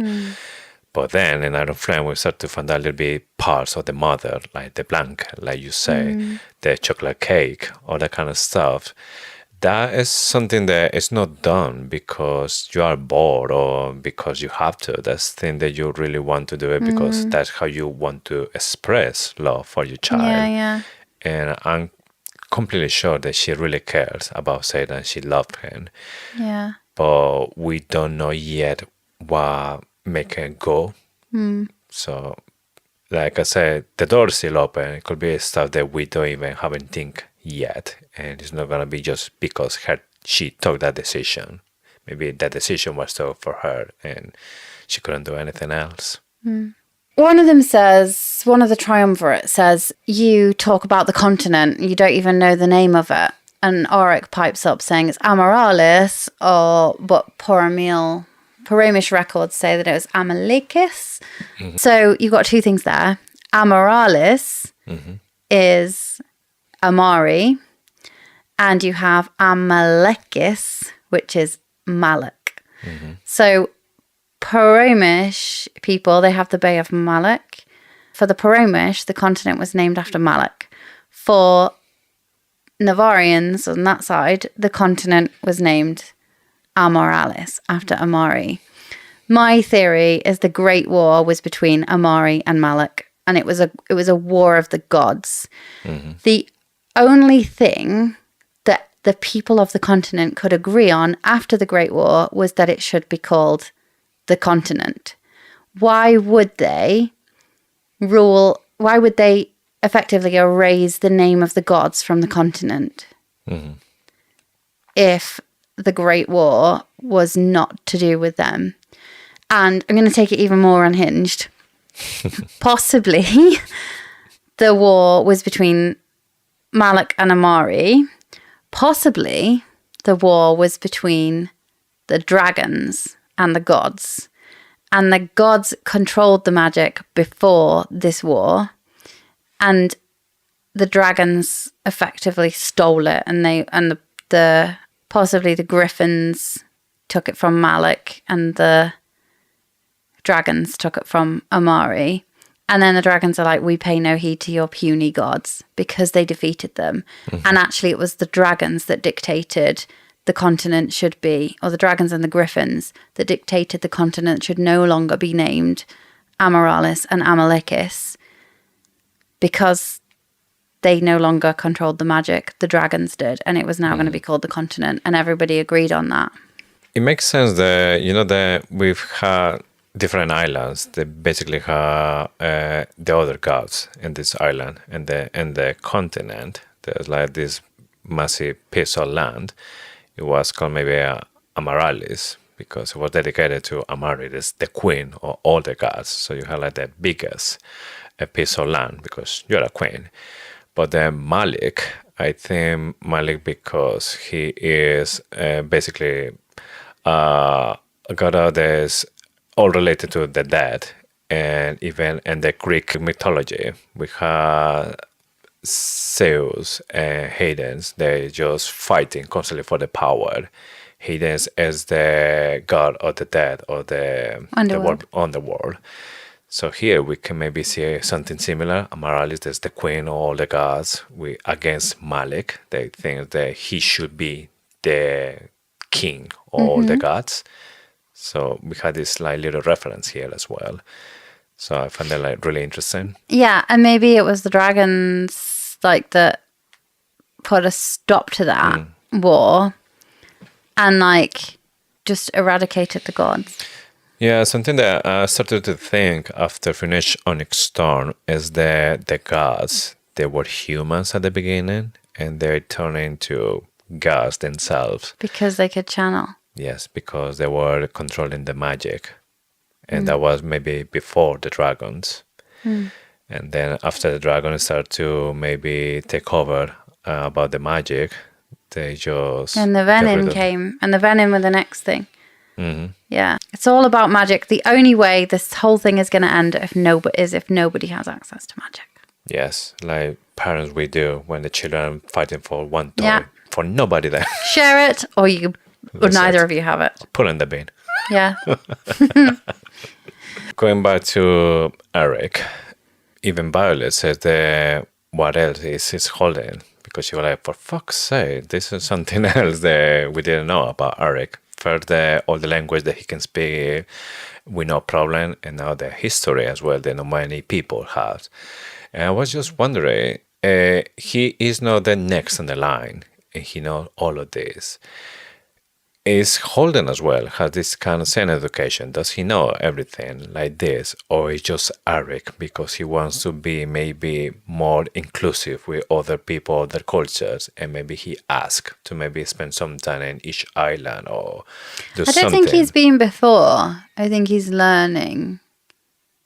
It's just, I find it strange because, when it's about language, the only way for you to speak a language we know problems, like they say, like flawless, is when you actually are in the place constantly talking with people, or when you have somebody next to you that you're constantly talking in the same language like daily for years. Yeah. I think they would have like very good tutors. Yeah. I get it though. It does feel a lot. But I think Holden has the knowledge. I just think he's either not bothered about it or he is stupid. So Auric has got a lot of information. I think so has Molvik. Yes. Something strange as well about this scene when they're having this test, because we see that Rosalind, she had like some gemstones as well. And that is put in there like maybe like a scoreboard. So when they agree, they pass one of the questions or whatever. So they like put it on the table and that kind of stuff. But when I was thinking about this, I was like, could be maybe something in this gemstone that maybe, I don't know if I post magic or something that tell them if they're lying or not, if they're like telling the truth about what they're saying. Or if they're wise, generally. Could be. I think there's something in the gemstones. And I wonder if, like, others, what I said before, I wonder if Takaris has done a deal with them. Yeah. There's something, Takaris is dodgy. Same though as, Poor Emil, the riders, the flyers, sorry, they have these gemstones. Is capable of amplifying minor magics, is what they say. But that's the official they're not version. supposed to have any magic. Yeah. So they bring out the dessert, and as we've already said, only the guests have forks.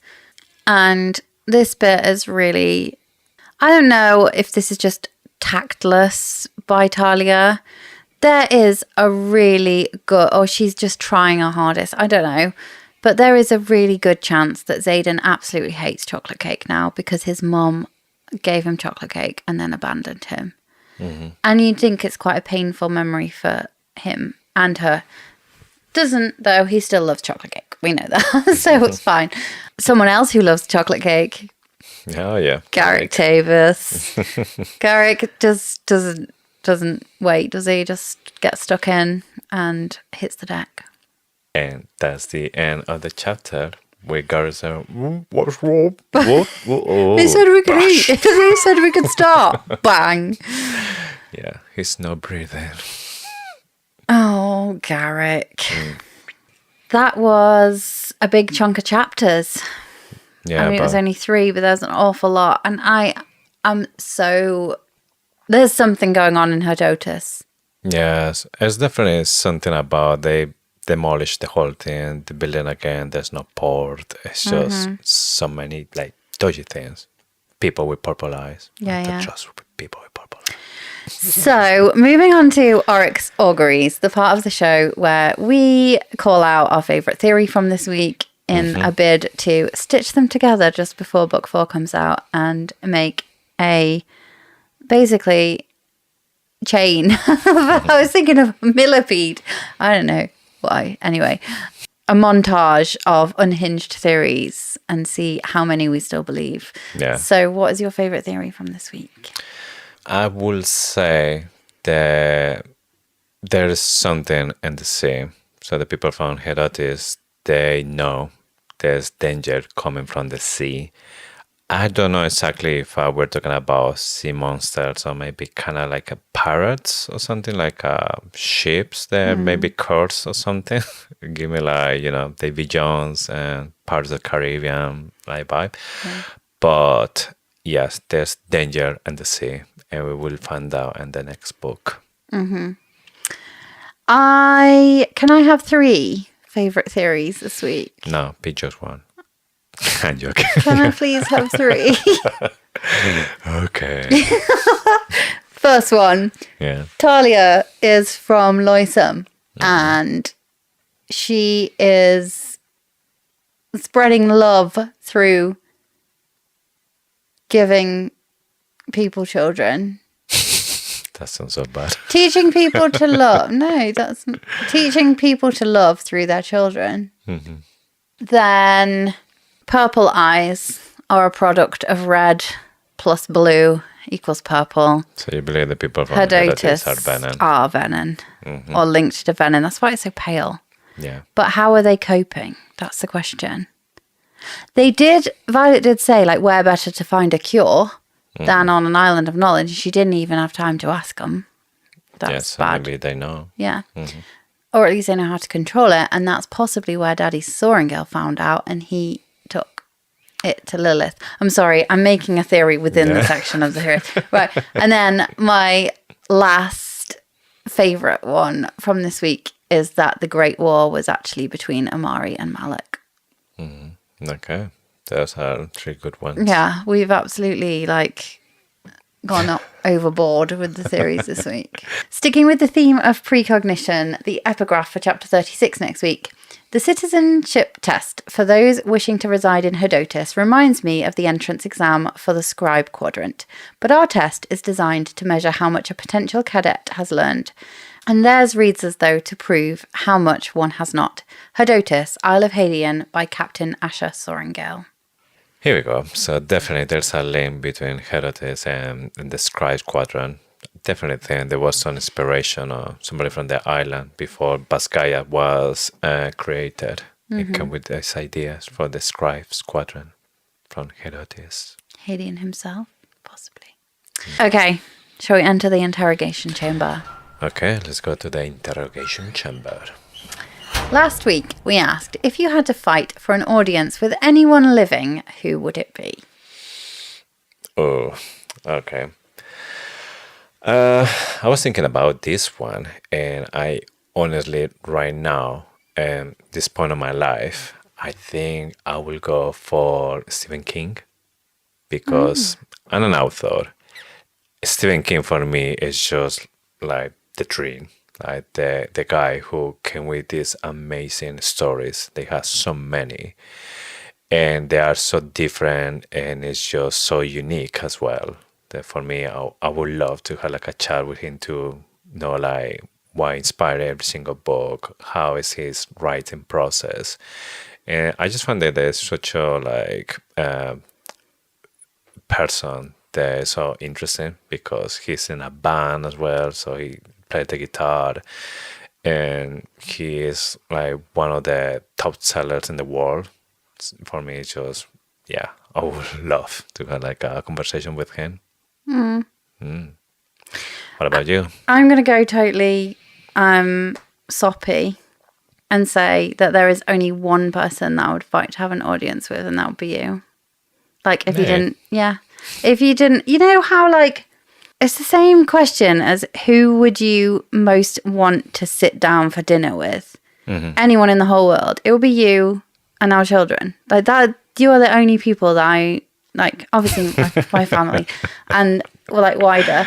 But I can't see that I would fight for an audience with anybody else. I can't see that I would, because I'm not, I would lose the fight, wouldn't I? Let's face it. And then we will have a dinner to compensate. Yeah, you wouldn't. There must be some reason why you've decided that you don't want to have an audience with me.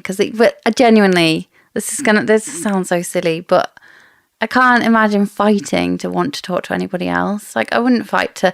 Yes, there's a few people that I would like to get some messages to right now, particularly with the state of the world and like what is going on.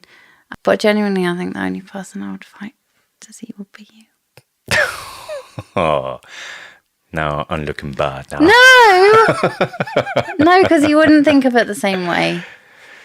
Yeah, no, obviously. No, I didn't. Of course, say you. You But did. I thought that was just too easy, so I was like... Oh, sorry. Did I go too easy?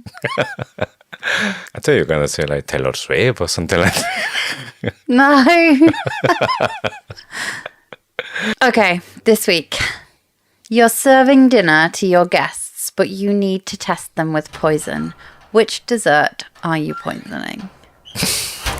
Which one is like guaranteed to get everyone to eat it? Okay, I definitely know which one you use against me. I'm not saying I've literally just I've just reaffirmed my love to you to say you're the only person I'd Especially fight because I for. didn't say you. Dessert will be served. No, it doesn't have to be me. It would have to be like just the general public. Okay. Oh, it's a pretty naff question, to be honest. I couldn't think of anything else. Thanks for listening today. Don't forget to follow us on Instagram and TikTok at Faithfully Fantasy Pod. We're most active on Instagram, so come and join the conversation. We also have a Discord, so you can chat to us there. We absolutely love hearing your theories. So if you've got a theory, send it our way. We always give credit on the show and on socials because, let's be honest, the best theories come from you. And with this, we had just one more thing to say. Thank you for listening to Faithfully Fantasy, The husband and wife podcast talking all things Onyx Storm. We'll see you next week with more theories, more deep dives, and of course, with more Faithfully Fantasy. Bye!